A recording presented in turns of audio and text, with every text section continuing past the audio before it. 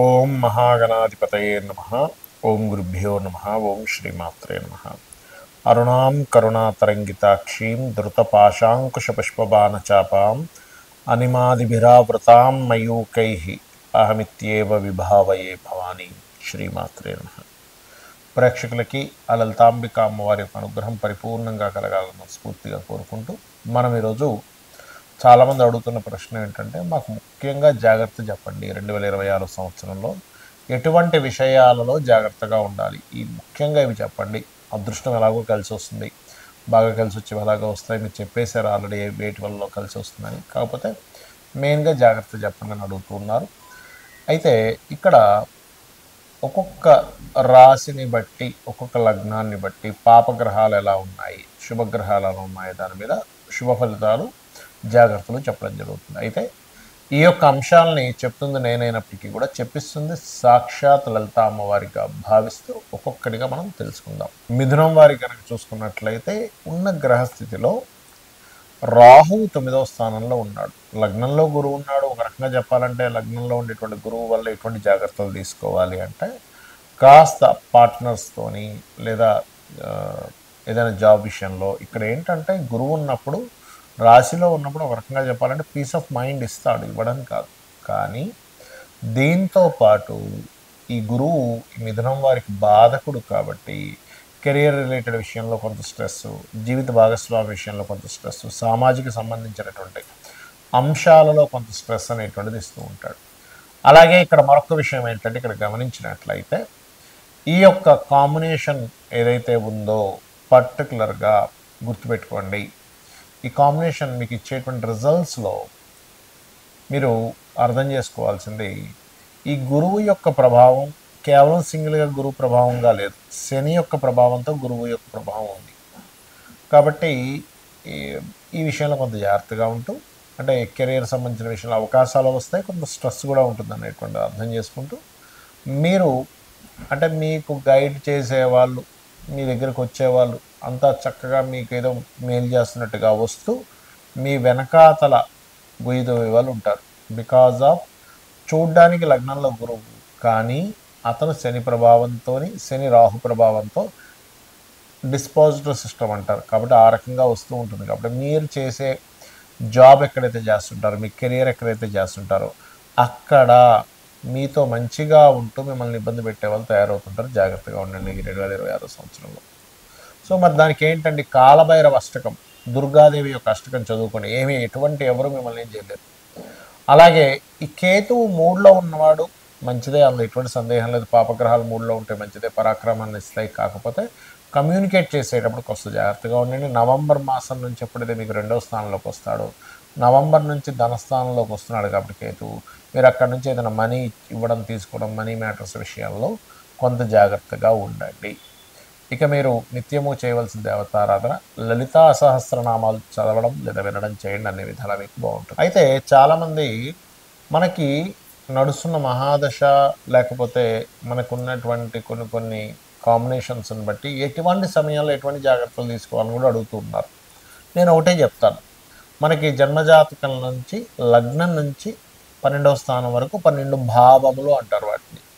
అంటే ఒక్కొక్క భావమునకు ఒక్కొక్క విషయం ట్రిగర్ అవుతూ ఉంటుంది. అది నెగిటివ్ ట్రిగర్ అవుతుందా, పాజిటివ్ ట్రిగర్ అవుతుందా అని ఎలా తెలుసుకోవాలి అంటే, ఫస్ట్ ఆఫ్ ఆల్ మనకి మహాదశ అంతర్దశ గుర్తుపెట్టుకోండి. ఈ మహాదశ అంతర్దశ ఏదైతే ఉందో ఇది శుభగ్రహాలైతే కొంచెం శుభంగా ఉంటూ ఉంటుంది, పాపగ్రహాలైతే కొంచెం తీవ్రంగా ఉంటుంది. పాపగ్రహాలు అంటే ఏమిటి? రాహువు, కుజుడు, శని, కేతువు, నీచబడినటువంటి రవి, నీచబడినటువంటి ఏ గ్రహమైనా. శుభగ్రహాలు, సహజ శుభగ్రహాలు ఏంటి? ఇప్పుడు లగ్నానికి పాపులు శుభులు ఉంటారు, సహజ పాప శుభగ్రహ ఫలితాలు ఇచ్చేవి ఉంటాయి. సహజంగా ఉండేటువంటి శుభగ్రహాలు అంటే శుక్రుడు, గురువు, బుధుడు, చంద్రుడు, వీళ్ళందరూ సహజంగా శుభగ్రహాలు. అయితే ఇక్కడ ఏంటంటే, మీరు న్యాచురల్గా అంటే ఆధిపత్య పాపి, సహజ పాపులు ఇద్దరు ఉంటారు. ఆధిపత్య పాపి అక్కడ శుభగ్రహమైన పాప ఫలితం ఇస్తుంది. ఇక్కడ ఏంటంటే, మీరు జన్మజాతకంలో మీ మహాదశ అంతర్దశల్లో అసలు మీకు కలిగేటువంటి ఫలితం ఏంటో తెలుసుకోండి. ఒకవేళ అవి ఏమీ నాకు తెలియవండి కానీ సంథింగ్ బ్యాడ్ నడుస్తుంది అన్నప్పుడు, మీకు ఏ దశ అయితే నడుస్తుందో ఆ దశానాథుడు ఎవరితో కలిసి ఉన్నాడో, లేదా ఏ అంతర్దశ లేదా భుక్తి అంటాం, ఏ భుక్తినాథుడు ఏ ఏ గ్రహంతో కలిసినాడో వాళ్ళకి దానం ఇవ్వండి చాలు, మీరు సింపుల్గా బయటపడతారు. అలాగే మనకి నడుస్తున్న మహాదశను బట్టి ఇంట్లో ఉండే వాస్తు పరిస్థితులు కూడా ఒక్కోసారి ప్రభావం చూపిస్తుంటుంది. ఎలా అంటే ఇప్పుడు ఉదాహరణకి గురు మహాదశ కానీ కేతు మహాదశ కానీ నడుస్తుంది అనుకోండి. ఈశాన్యంలో ఇంట్లో ఈశాన్యంలో ఉండేటువంటి పెట్టే వస్తువుల వల్ల కూడా దాని ఫలితం పెరుగుతూ ఉంటుంది, అది శుభమైనా బ్యాడ్ అయినా కానీ. అలాగే మీకు రవి మహాదశ నడుస్తుంది, తూర్పు భాగంలో ఉండేటువంటి వస్తువులు. శుక్ర మహాదశ నడుస్తుంది, ఆగ్నేయంలో ఉండేటువంటివి. కుజ మహాదశ నడుస్తుంది, దక్షిణంలో ఏమైనా దోషం చేశామా. రాహు మహాదశ నడుస్తుంది, నైరుతిలో ఏదైనా దోషం ఉందా ఇంట్లో. లేదా శని మహాదశ నడుస్తుంది, పడమర. చంద్ర మహాదశ నడుస్తుంది, వాయువ్యం అంటే నార్త్ వెస్ట్లో ఏదైనా మనం పెట్టకూడదు ఏమైనా వస్తువులు పెట్టి అక్కడ ఆపరేట్ చేస్తున్నామా. అదేవిధంగా బుధ మహాదశ నడుస్తుంది అనుకో ఉత్తరం. ఇవి ఒక ఎత్తు అయితే, మీకు మీ జన్మజాతకంలో పాపగ్రహాలు లగ్నం భావం మీదకి గోచారంలో వచ్చాయో ఆ సమయంలో కూడా జాగ్రత్తగా ఉండాలి. అంటే లగ్నంలోకి ఎక్కువగా వచ్చాయి, అప్పుడు జీవుడు స్ట్రెస్కి ఎక్కువ గురవుతుంటాడు. అప్పుడు ఏ గ్రహాలైతే ఏ భావంలోకి వచ్చాయి దానికి దానం ఇవ్వాలి. ధనస్థానంలోకి వచ్చాయి, ధన విషయంలో జాగ్రత్తగా ఉండండి. 3వ స్థానంలోకి వచ్చాయి, కమ్యూనికేషన్స్ విషయంలో జాగ్రత్తగా ఉండండి. 4లోకి వచ్చాయి, ఏదైనా ప్రాపర్టీ తీసుకునేటప్పుడు విద్యా విషయాల్లో లేదా తల్లిగారి ఆరోగ్య విషయంలో. 5మంలోకి వచ్చాయి, సంతానం విషయంలో. 6వ స్థానంలోకి వచ్చాయి, రుణరోగ శత్రువులు, అనవసరమైన శత్రుత్వాలు పెరుగుతూ ఉంటాయి. 7మ స్థానంలోకి వచ్చాయి, అప్పుడు వివాహం విషయంలో చాలా జాగ్రత్తగా తీసుకోవాలి. 8మంలోకి వచ్చాయి పాపగ్రహాలు, యాక్సిడెంట్స్ అవ్వడం, తాతగారి ఆస్తికి సంబంధించిన విషయంలో కొన్ని తప్పుడు నిర్ణయాలు తీసుకోవడం జరుగుతూ ఉంటుంది. 9లోకి వచ్చాయి ఉదాహరణకి పాపగ్రహాలు, అప్పుడు ఏంటి, తండ్రి గారి ఆరోగ్యం విషయంలో లాంగ్ జర్నీ చేసేటప్పుడు, బ్యాంక్ ట్రాన్సాక్షన్ చేసేటప్పుడు. 10వ స్థానంలోకి వచ్చాయి ఉదాహరణకి, అప్పుడు ఏంటి అంటే వృత్తి మీద, కెరియర్ మీద ఒక్కొక్కసారి పాపగ్రహంలా కనబడ్డా అది ఒక్కొక్కసారి శుభ ఫలితాలు ఇచ్చేటప్పుడు మాత్రం ఆ యొక్క ప్రమోషన్స్ రావడం కూడా జరుగుతుంది. కానీ ఇక్కడ 10th హౌస్లో పాపగ్రహాలు ఎప్పుడు కూడా కెరీర్ మీద లేదా అత్తగారితో ఉండే గొడవలు ఇట్లాంటివి ఇస్తూ ఉంటుంది. లాభస్థానంలో పాపగ్రహాలు ఉన్నప్పుడు సహజంగా ఏంటంటే 3, 6, 10, 11 స్థానాల్లో పాపగ్రహాలు మంచిదే, అంటే పోరాడేటువంటి ప్రతిమనిస్తాయి. కానీ ఇక్కడ ఏమిటంటే మనం అర్థం చేసుకోవాల్సింది, లాభస్థానంలో పాపగ్రహం ఉన్నప్పుడు లాభాలు వస్తాయి, కానీ దాంతో కొంత పోరాటం కూడా ఉంటుంది.